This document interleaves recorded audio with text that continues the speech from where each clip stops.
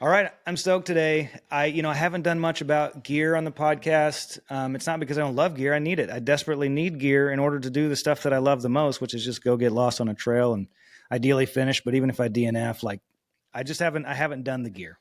And in my mind, when I started to imagine what would a Borderlands version of gear look like, and not being an expert on gear, well, I literally just went straight to the top, in my opinion, of the people I think doing the best gear review in the industry. Excuse me, best gear review in the industry.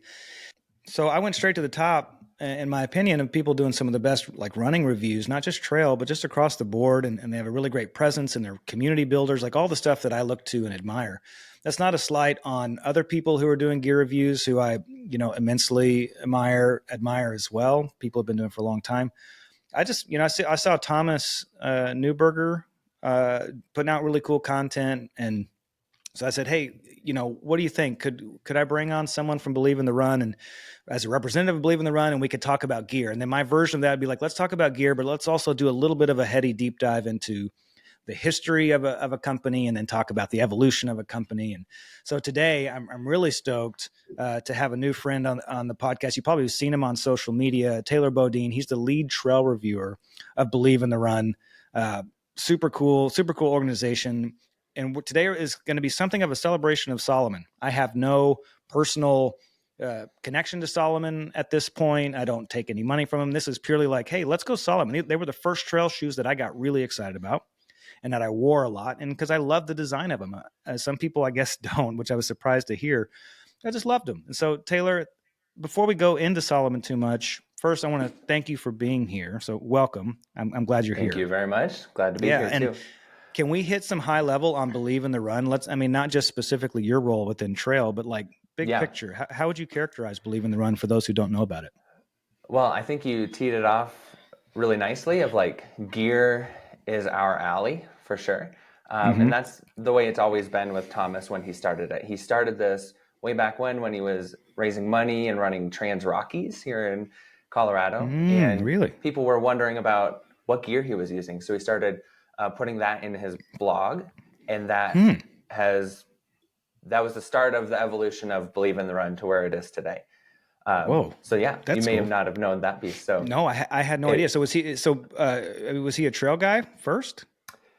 um, I think that's where he really found the passion, and Okay, yeah. So he did a lot of trail for a long time very cool. before doing more gear and getting into then like Saucony started sending him some stuff, and then getting more into the roadside Okay, and gear across all trail running, and nice. then where the core crew, I would say, like Robbie, Thomas, Megan, Carl, they're mostly focused on road marathon gear right now. And then Mm-hmm. we also have, and we have a lot more people who are focused on road.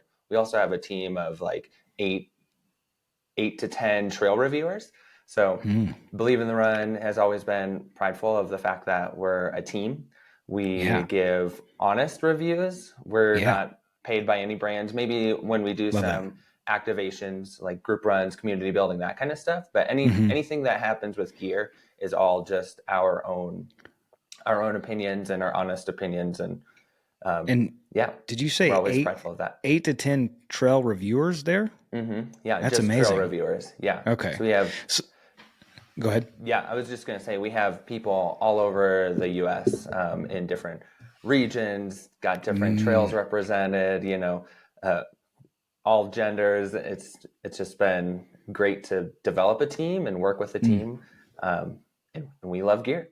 That's amazing. So when I think of Believe in the Run, I think of shoes more than Mm-hmm. anything. But I assume, and I've seen a lot of posts, of clothes and stuff like that. Is shoes more bread and butter, or is that just my bias? I only see the shoes. No, that is the bread and butter. I mean, people when we do full reviews, our long form writing out of anything, it's going to be mostly shoes. We do have some like weekly roundups, seasonal roundups, those kind of things, and every so often, like a group of pieces of gear, like a Camelback head scent, a pack, a bottle, and when they come out with a whole line of things, we might do a full a bigger Sure. review on those types of things. But shoes are really where we do put a lot of focus. And yeah, it's just been, for me, the best part of that is that it's just, you're helping the consumers, right? You're helping the Yeah. consumers with a deep dive into our experience. We have experience with pretty much every shoe that comes on the market, with the Yeah. exception of like, I was just in Europe and Chamonix, and there's brands that I've never even heard of, and this is like Mm. my world, right? And so, and so, yeah, the shoes. That's the long way of saying shoes are our bread and Yeah. butter for sure. Yeah. Yeah. I mean, if I look at like, even just behind you there, like I'm sure you get tons of shoes and, Yeah. I mean, as a, within your role, I believe in the run, like, are you allowed to have favorites? Like, are there some that, before we do this deep dive into Solomon, if you're going on a run after you get off work today, like, do you have a go-to pair right now that you're just stoked on? Um, Yeah, I mean the hard thing is we do get so many pairs in, and like right now is a reviewing season. We just came off of a Sure. season where it was a lull, and so like some of the shoes I kept going back to is like the North Face Alta Mesa 500. I Mm. live in a mountainous area, but I also have a lot of like easy trail leading into the mountains and gravel roads, and that's just one I like put a ton of miles on just because it feels good. Yeah. Something a little bit different than the masses. So that's one. But then when we're considering like pure trail shoe, Mm-hmm. like the Merrell Long Sky Mm-hmm. 2, they came out with a Matrix version recently, and I've been just Mm. getting into that a lot lately. Yeah.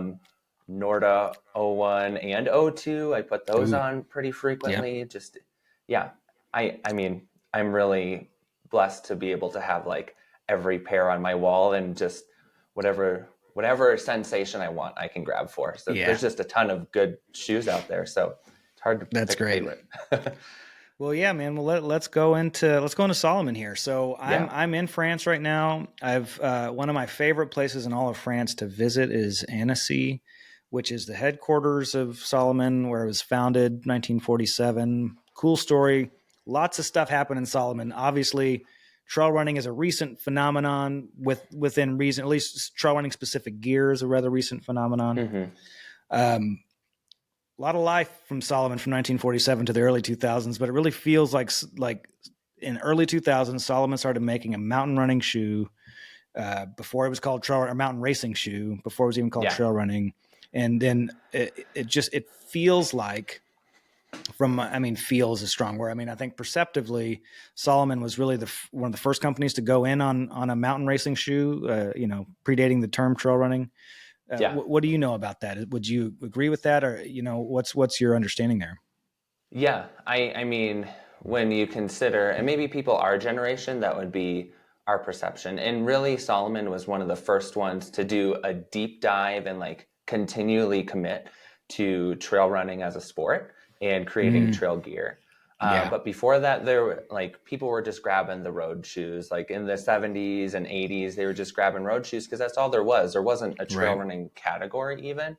Yeah, And then some people would go more for the hiking shoe. So like Nike and Adidas technically did have a trail shoe, but it was really minimal investment. Um, mm, it just basically had lugs and maybe a little more stack. And yeah, so, I mean, which is helpful. Like when you're considering just road flats being your best trail running option at the time.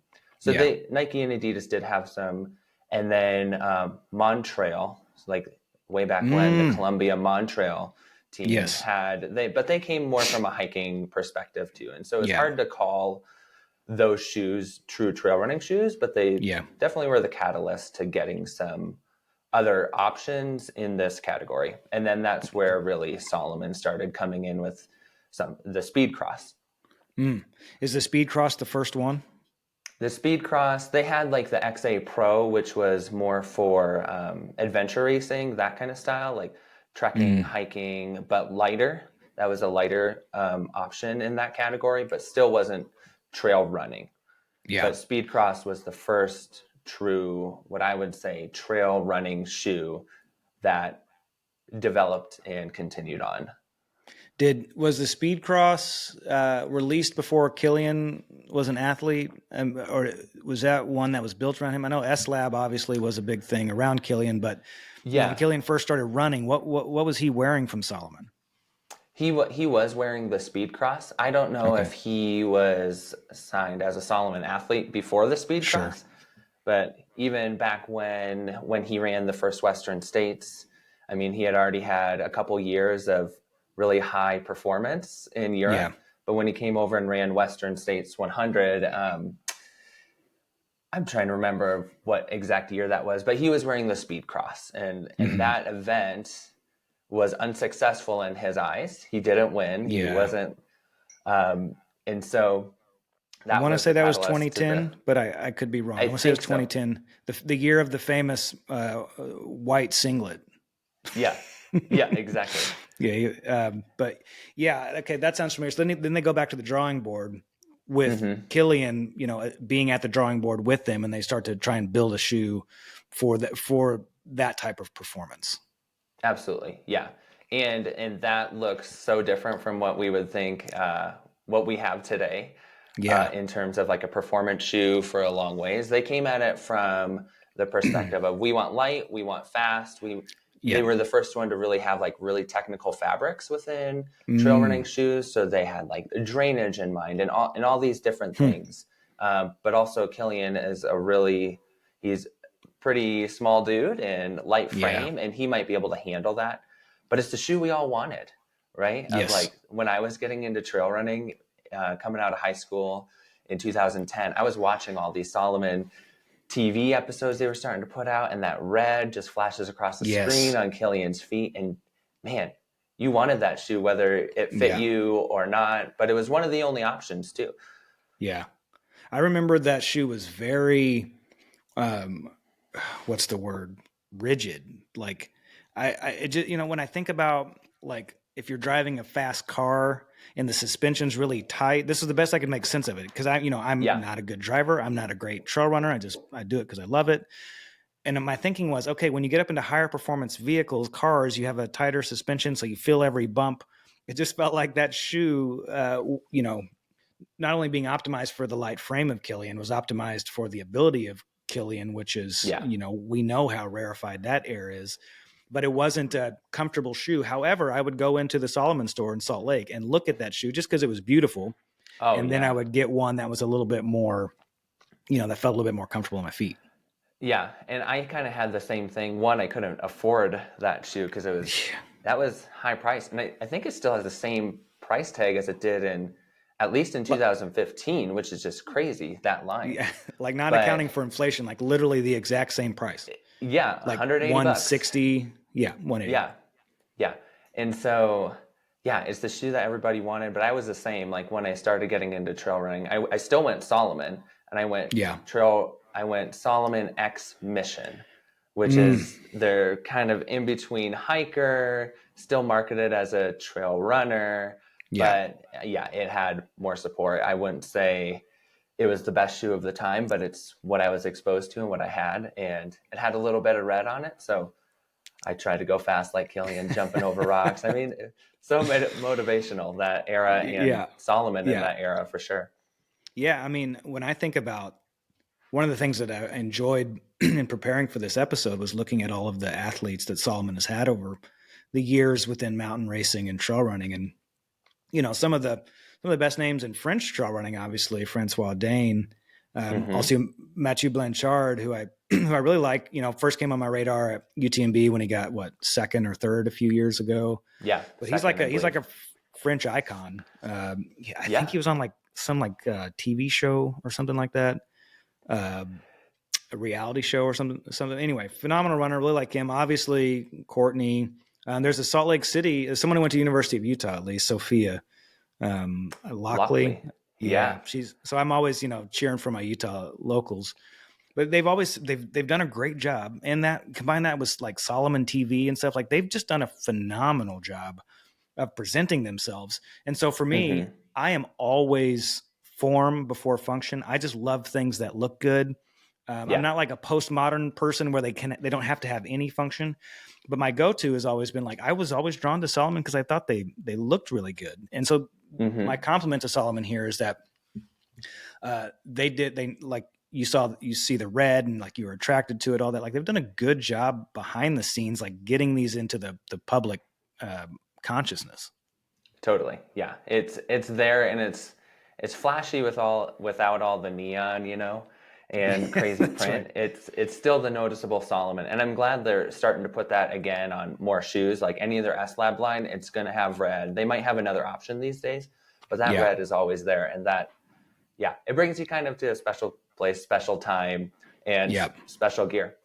Yeah. Um, I did want to say, though, with Solomon's history, one thing that I think is super unique in their development is that most of the early trail running shoes, and even nowadays, a lot of them are just running companies Hmm. that have now created a trail running shoe. And that gives a Mm. certain perspective. But Solomon really came at it. They did have the adventure racing shoe, the XA Pro. They had the Hmm. light hiker type, but they really came at it from a skiing background, like super highly Mm. technical. They were so innovative in skiing. And I think that's why Solomon they have that tighter technical fit because they're really into developing ski boots at the time and before that. And so coming from a ski background really lends it gives you a different lens when approaching a technical piece of gear. And that's where the Sense line really took off. It had Mm. and still has like a really form fit through the heel, the midfoot, even Oh, through the toe box. And so that's all reminiscing of that ski background. Um, yeah. and so like that was the one thing, like I was gifted a pair of the S Lab Sense 5, maybe something like that, just from a Hmm. local shop here because they knew I was a trail runner. They were trying to bring it into their shop and they gave it to me to just test out. And that, I would say, that was my Yeah. first like ever review Hmm. without being with Believe in the Run yet. Um, but yeah, that's something I noticed right away, and that's pervasive through their lineup. That's something they've tried to continue. There's Hmm. like other lines, like the Ultra line and stuff Yeah. like that, that they Yeah. branch away from it, trying to appeal to more the modern American market a little bit. But Hmm. through its history, that technical feel has always been there and is really innovative for the sport. A lot of brands have taken that in their own way too. I mean, Yeah. like I'm just seeing Speedland back here. Like Yeah. that was one of their biggest design points of like we have to have that really technical feel, and Solomon has always had that. Mm. Yeah. Okay. So now coming from someone, who's far from elite, like I, I always would talk about like wanting to feel like a trail runner. Like I want to feel Yeah, like a trail runner. That's as important as being a good one. Like, especially in the business of it. Like, so these companies, they need to do things that make me feel like a trail runner, even when I'm not trail running. Like, you saw Speedland being a good example of people wearing those shoes out and about, around yeah, town, not just trail running, because you want to feel like a trail runner. Something about Solomon made me feel like I was a good trail runner by yeah, putting them on. There's like a performance thing, like absolutely. the tightness of them, and my feet are kind of wide, but I just like they put them on. They weren't good for me for like I believe it was the Sense Ride. Was that a Yeah, yep, okay? So I would have those. They weren't necessarily great for me for longer than 50K because my feet would swell and I yeah, didn't size up, in a smart way. But I felt like an athlete in them. Something about it. It's like that tight totally. suspension thing again. It's just like I felt cool. I felt like an athlete more so than when at the time when I would throw on, those were early days of ultras, early days of Hokas when they Yeah, didn't look terribly cool yet. So anyway, that's my thought, yeah, and that's and that's good perspective. but yeah, and then like you bring up the Solomon Sense, right? I feel like that was the first shoe that I actually loved that really got me Mm-hmm. into like the gear side of it. I was just Solomon because that's all I knew. So I went from Mm-hmm. X Mission, I got this pair of Sense, like S Lab Sense 6, and then the Sense Ride came out, and I literally got it on pre-order and took it out of the box and ran 100K in it. And so like I was Whoa. the same of I know, yeah, it was weird. I was just so glad to get a new pair of shoes. Um, but yeah, I had that same feel. I have a little bit of a broader foot. I wouldn't say I'm wide exactly, but that was Mm-hmm. one of their first branches out from that really tight technical feel. It Yeah. still was, uh, it had that element, but it was starting to get on a wider last, Hmm. approaching a different type of runner. So I Yeah. have a pretty special spot in my heart for the Sense Ride series. Yeah. I probably did 5 consecutive shoe purchases were the Sense rides. What do you think are some of the criticisms of Solomon? Like, why do some people switch? Like, just to look at this objectively and know, like, hey, we're not just like, fanboying out on it. Like, what are some things about Solomon that you hear just in the world since you're so immersed in it that cause people to maybe jump ship? Yeah, I think once other brands started coming out with other shoes, different foams, different upper fits, one of the criticisms that Solomon like kind of has always gotten is just that they feel tight and they feel firm, and Mm, that we know that that's kind of a rare foot form. There's some people who really fit that, but I mean, then you have like probably 2/3 of the market that doesn't exactly fit that. Or yeah. they want to go the ultra distance and they're more focused on comfort than technical. Because I mean, in trail running right now, it's pretty much synonymous with ultra in terms of what the market is. But Hmm. and we know, like, I'm a big fan of everything that's not ultra too. There's a lot Yeah. of great gear, a lot of great athletes, great races for that. But most of the market wants that ultra. They want the comfort oriented pieces. And so Yeah. Solomon hasn't had a great rapport with those pieces because they're so technically focused. They want you to feel confident. They want you to have some ground feel, which is why they don't typically have a lot of stack. They Yeah. or Hmm. like I they like want that you to word, have ground feel. That's exactly. I've never heard that word before, but that's exactly how I felt in those. Like, you do feel connected to the yes. earth. Yep, and that's the whole purpose of, like, they want you to feel connected and in control at the same time. And so at any Hmm. one point, the thinner, more typical EVA midsole is going to Yeah. be give you a little more control. It's going to be a little more rigid, but also allow um, some filter, but not too much of a filter from the trail that you're losing your trail sense. And I mean, I'm pretty sure that's where the sense The line sense comes ride. through. Yeah. Yep. And so, So, so so like what's? that's yeah. Oh, go ahead. I was just gonna say that's been the major criticism of Yeah. basically put it in the bucket of comfort. Yeah. Yeah. I mean, because then you look at the way that Ultra changed some footwear, and this is just from an average consumer perspective. Ultra clearly took a chunk out, and then Hoka came in with the. I just remember their first ones. I can't remember what they were, and a Yeah, the friend of mine. Mafates. I think that might be right. There was Yeah, no. I mean, it felt like a concept shoe. It wasn't like this super beautiful shoe. It was just a friend had a pair that were my size. He'd put a couple hundred miles on. He was like, "Here, you try these for a little while." And yeah, I went once and I twisted an ankle, like not bad, but just bad enough to be like, I don't need this in my life right now. So it seems yeah, like you had the one version of comfort that was the toe box thing happening, and then you had this other version of comfort that was the massive, foam beneath it, and then there was Solomon still there, staying pretty true to who they were, which is incredibly hmm admirable. And it seems like even now, I stopped off at a Solomon store here in Paris the other day, and again struck with the design, absolutely loved it. And then it yeah, just seems like they have a lot out there. So if we go back to their first mountain racing shoe, working their way all the way up to today, it seems like there's a like from a branding standpoint, they've stayed true, but now yeah. there's a lot more lines. Like what's happening in Solomon, like roughly now, in trail Yeah. running. I think, I mean, they have stayed true to their technical performance background. And I know there's been in more recent history, like thinking in the mid 20 teens till now, the last 10 years, there's been a Uh-huh. focus of going, like, they've put a lot of focus in the road side. And that has really informed what they're doing on the Mm. trail side too. And so Hmm. there's kind of this interplay that they've never had before of like developing a road shoe. And if you come from that, from your technical skiing background, that's going to give you one perspective. So they've had to dive into a lot of other Yeah. brands, a lot of other shoes. And I believe they were probably doing that anyways at their HQ, just getting a lot of other shoes and seeing what they feel like, what they like, seeing what consumers like. So their line has developed from that sense of like they're adding a whole new division, and that's starting to inform their original. They're not getting away from from the technical fit.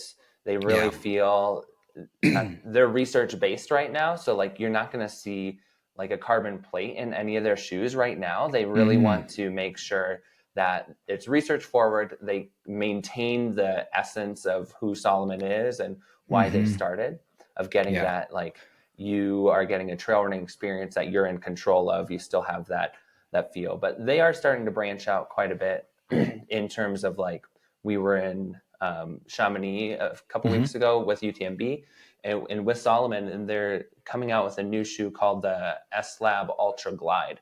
And so Okay. I think it's a great example of where they're at now, because they're using modern foams. They're still using really technical fabrics, but they're broadening their perspective that, yeah, they talk to their athletes and people who did these studies for them running UTMB, that later in the race, they actually preferred a wider toe box, softer cushioning. And so they developed this shoe. Yeah, exactly. Interesting. Yeah, so they developed the shoe still with the essence of Salomon. I think I have it back here. Oh, cool. Oh, yeah. So It's so I'm funny. just gonna. You look at that thing like someone who reads books looks at their bookshelf. It's like, you know, you're looking up there and you pull it off. That's pretty much it. Yeah. So yeah, I mean, this is it. It'll come out in December for Salomon, and then Very cool. On Salomon's website, and then I believe worldwide the first of the year. But yeah, Very so cool. I mean, if you look at it, it kind of, you tell me, does it scream Salomon a little bit? I mean, that red is there. Yep. Let me see the top of it. Like, is it wider? It is going to be wider, so it has Yeah. a similar profile to where, like, what you had the Sense Ride. It comes Yeah. off of the, I mean, in your experience, it would be Sense Ride, but a few years ago they developed the Ultra Glide, which is Okay. really their first shoe that had a different foam. It had a supercritical foam, so much softer, bouncier, what we'd see in most road shoes these days, Yeah. and some trail shoes. And then they had a wider, more generous forefoot. Yeah. And then this fabric up top is going to be able to stretch a little more. So, like, Yeah. this is where they're going with some of their development. But as you can see, like, it looks very Salomon, a fully gusseted tongue. You have the quick lace system. So, I mean, it's really Salomon, but also branching into where they've never been before. And, like, it's a 3-piece midsole, which usually they just have one slab of EVA. Yeah. You know, they're developing for sure, but I would say staying true to who they are. You mentioned a lot. There's so many places I want to go with what you just said. Yeah. One is that it looks less like, when I think of like the original S-Lab stuff, like I think of like an F1 car, back to that comparison to like the rigid suspension stuff. And that, what you just showed me, felt a little bit more like when I first saw good reference point. For those who are just listening, going to the YouTube today is probably more critical than ever, so you can see these shoes. Taylor's now holding side by side the S-Lab with the new Ultra. What's it called? Ultra what? It's the S-Lab Ultra Glide. S-Lab Ultra Glide, and you can see just one is like, one feels like a really nice Suburban, and the other feels like an F1 car. Oh, the soles, that's where it's at too. Man, that is really interesting. I think back to, I used to wear Cascadias some too, old Brooks Cascadias, and they were just like, you know, felt like Suburbans. I'm not saying I didn't necessarily like the design of them nearly as much as what you just showed me there. Also, an important thing to note is that the cinch system for the shoelaces, I always just wondered, why did more shoes not adopt it? I wonder if they had a patent on it that didn't allow anybody else, because I loved that about Salomon. Yeah. And then it wasn't only until recently that I saw some more shoes start adopting different ways of, you know, handling the laces that were more dependable like that. But I just seeing that brought back good memories. Yeah, which is still, I mean, we've seen BOA come into the market on a lot of shoes, and a lot of brands are trying that quick lace system, but nobody has done it better yet than Salomon. Do you know, did they have a patent? Why didn't anybody just rip that off? I don't know. I think this could be completely wrong, but I had heard one time that it was the materials patent that they had. And Okay. so they use a Kevlar lace. Um, and so like that, Got it. I think that maybe they had something within that cord That that protected held them. better than anything else. Yeah. It's a I little more mean, expensive, but there was a time towards my end of my stint with Salomon where I'd be surprised if it wasn't more than at least one purchase was solely because of those laces. It's like, okay, I've yeah. bought 4 of these. I want to do something new, but I can't. Those laces. I need the laces. Mm-hmm. All right. Now we kind of talked about a bunch of different shoes and kind of taking us Yeah. back to the early Mm-hmm. 2000s. What like of they're putting out right now? I haven't answered this, but I want to hear yours first. Do you have a favorite, like just an outright, off the clock? I just really love this shoe. I'm going to wear it today. Um, I feel like, well, I mean, the S-Lab Ultra Glide that they're coming out with, that's a phenomenal shoe for like Is daily it? miles, going long in the mountains. It's Mm-hmm. pretty unique, especially for Salomon. So like from a comfort standpoint, if I'm just like going out for a run that might have some of anything, that's a great one. But also Yeah. the Salomon Genesis, just the normal Oh, Genesis. yeah. That's a fairly recent add to their list, and it's to complement their. They have an S Lab, S Lab Genesis is what it's called, and so that's Okay. a super popular shoe around right now. Like that's what Courtney DeWalter wears. Okay. A lot of even the sub ultra runners would wear that when they're going like a little bit longer distance, marathon or more. Yeah. And I saw that on a lot of people's feed at UTMB. I was really surprised at how many. Yeah. So That those is are some of surprising. the I mean, that's best. great. Yeah. And to your point, as I look through the list in front of me of their athletes that I say I like, from Jared Hazen, Lucy Bartholomew, Courtney, Matthew, Francois, Sophia, they all strike me as like that S Lab vibe. Like they're all sort of like no bells and whistles sort of runners. They're just like gritty. And then I look at Sophia. She was on the ski team at the University of Utah, so she's coming from that ski trajectory. Francois, And she's still a pro skier. I think Francois still is an elite skier. Sophia, Remy, like they all come from that background. Great branding, consistent branding, like brilliant choices. They know their athlete. Like a Salomon athlete would look weird. This list, they look kind of weird on another brand. Like Courtney doesn't easily transfer to a Hoka athlete in my mind. Like Salomon. Yeah. That's good. I like that. Yeah. My all-time favorite shoe is one I haven't owned, but I was here on a walk yesterday in Paris, and I don't know if you know of Shinzo. They have a trail running store or a running store here in Paris. And then just down the street, they have an unmarked outlet store. Okay. That is not a pop-up. It's always there. And they had a wall of, not a wall, but every size that you need right now in the Shinzo outlet of the CL Salomon, the CL Salomon collaboration. Oh yeah. Yep. That I don't understand the collaboration, but I like it. Do you know anything about it? Yeah, and I think so the CLA hats, like they're more famous for hats and some of their designs. And I think they did I'm trying to remember the shoe. It was the Pulsar Trail Pro 2 that they did that collab with. Are you talking that it kind of looks like an animal print? Yeah, is it like because they had two mostly white? Yes, mostly white with like black spots on down. Yes. Yeah. And so, that was a collaboration with them. I don't know a ton about it, but like Thomas, Robbie, and Megan went out to the launch of it in San Francisco. Oh, really? And so, like that was my experience for it. And I know like Ricky Gates was heavily involved, a beloved former Salomon athlete. Like, it was. I mean, it's cool that they're doing these types of collaborations with brands that are kind of iconic in their categories and coming together for something. That's pretty awesome. Yeah. And I think it's probably a road shoe, right? Looks like a road shoe. I think they have a road shoe version. I think they did the Phantasm is their road shoe. And then they had the Pulsar Trail Pro. Oh, so it is trail. Okay. 2. Yeah. So they have 2 different ones that were with that. Yeah. Nice. So Taylor, as we wind down, do you have any final thoughts? Anything you want to say about the past, present, or future of of Salomon? Yeah. Like I said, like we both kind of came into Solomon at a similar time, where they were really developing, and it's cool to see that.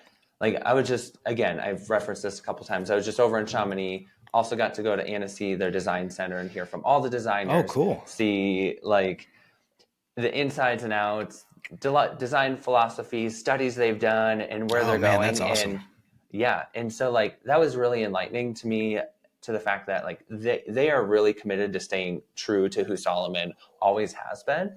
That technical, they want to give you a good trail experience. Yeah.